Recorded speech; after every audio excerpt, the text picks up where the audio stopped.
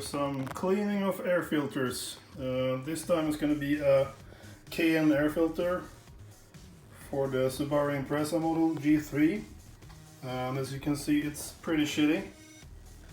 It has oil residues and everything, which is kind of hard to explain really, but I haven't cleaned this for 2 years, mostly depending on family situations that made it impossible to follow up procedures of cleaning up air filters. And in this case I'm going to use my standard kit I bought for just cleaning these K&N air filters with some lubricant to access all the dust and particles that's in the filter, and oil to re-oil the filter. And as you can see, it's been used a couple times. Even my father-in-law has used this and for some reason made it leak a little, but it doesn't matter, I don't need to use much.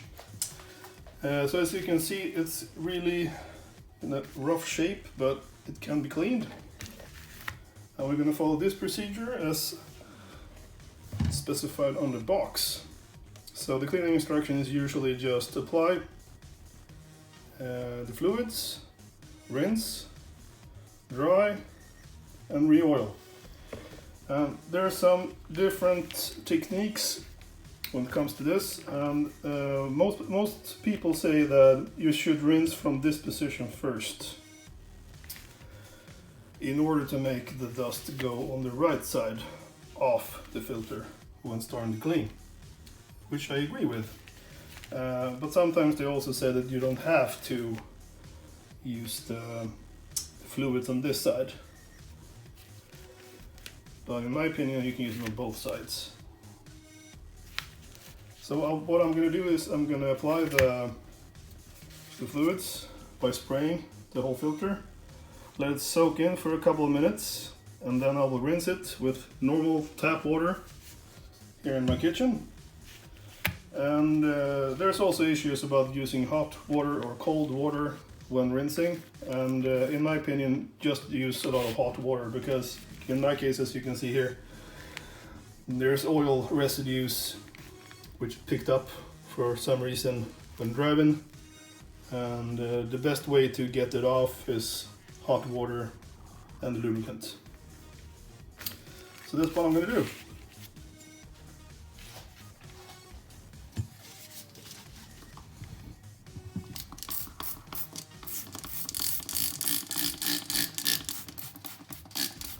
Oink, oink, oink, oink.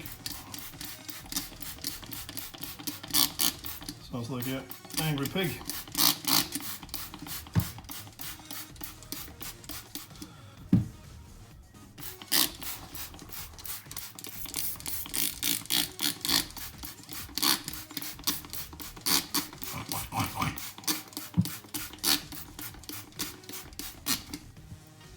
So, it's starting to pour here, and I usually take a lot of extra lubricant when it comes to soaking the whole thing if it's been unclean for 2 years, which is in this case. So just some of the top part, it doesn't have to use so much in this case.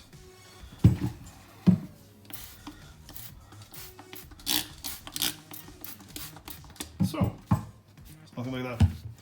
And don't forget to clean your hands so it doesn't stay on your hands. I usually use, here in Sweden we have Yes. It works great.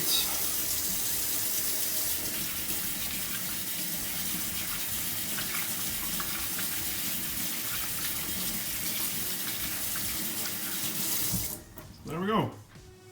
Just gonna let it sit for a while before pouring water on it.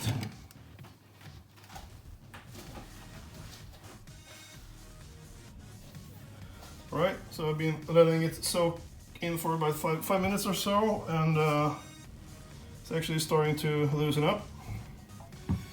And I'm also not sponsored by Pepsodent, so I'll be using their toothbrushes, which I use all the time.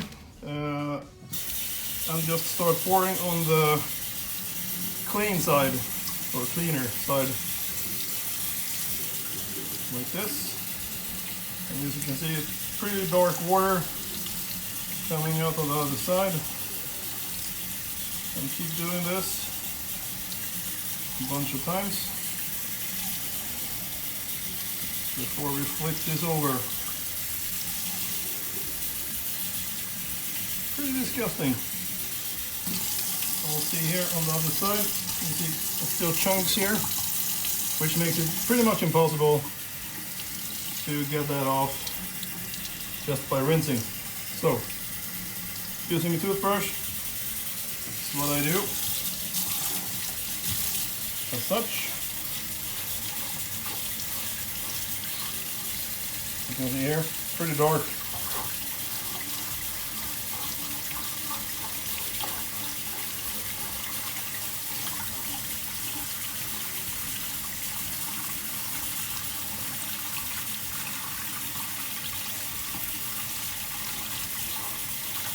That part is a bit better.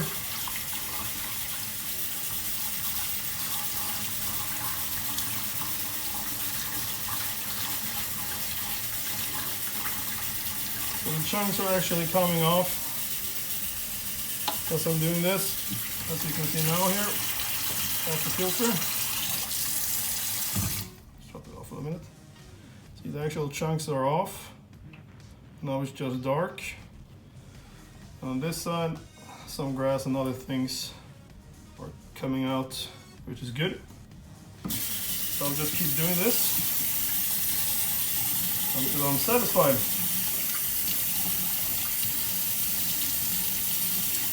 You also have to use common sense. If you feel with your hand there's a lot of oily parts and, you know, corrosion or whatever, just keep cleaning until you're satisfied with it. There's no science in this, it's just going with your guts.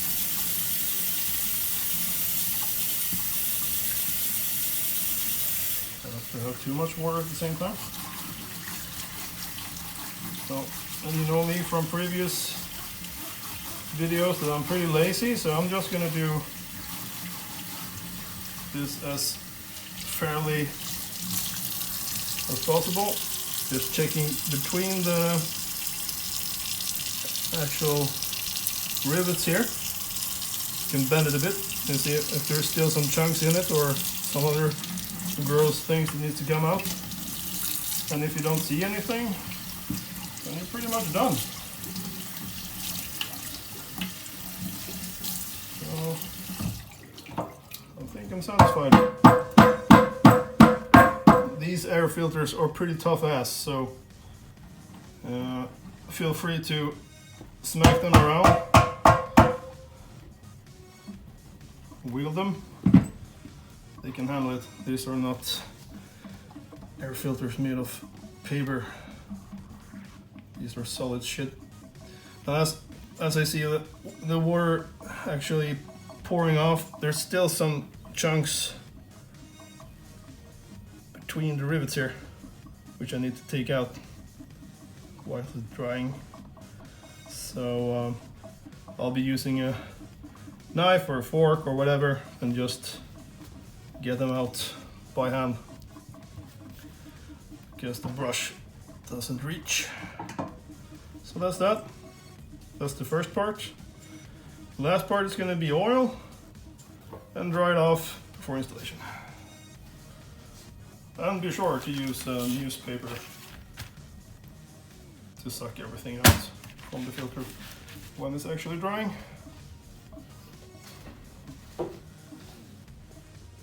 Okay, so the filter is dry. I've been using normal newspaper just to suck up every drop as it's draining from the air filter. And I will be using the extra oil you get from this cleaning kit.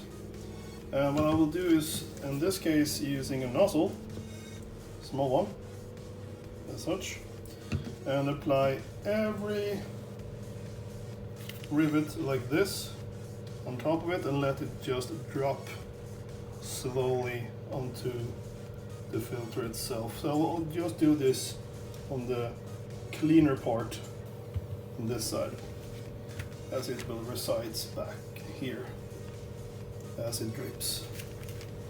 So what I will do is put this on every rivet, and I'll take a picture of how it looks.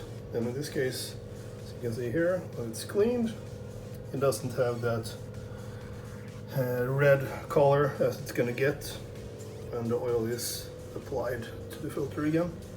And this kit usually comes with a spray can as well, and I usually used the spray can before, and I thought that was pretty easy, but this is actually better, so you don't put too much oil on the filter, as that can destroy the engine over time. So just a small stream of oil on each rivet, and try to be just careful to cover the whole filter in this case and not to apply too much oil. That's going to be fine. And as it's drying, I'm going to use a fan to make the oil as dry as possible before installing it back to the airbox. Okay, so there we go. The fan is on. I'll put it in a diagonal position so that if the oil still drips in some parts, it's gonna drip downwards and maybe cover more of the filter, and I will then turn this upside down and keep doing that until I don't see too much drops resigning at the end. As you can see here, maybe some overflowing here, it doesn't matter. So just keep doing this, and then when it's completely dry, you just take a paper towel or whatever and try to wipe off the excess oil that could end up on the frame. And that's that. Just dry this up.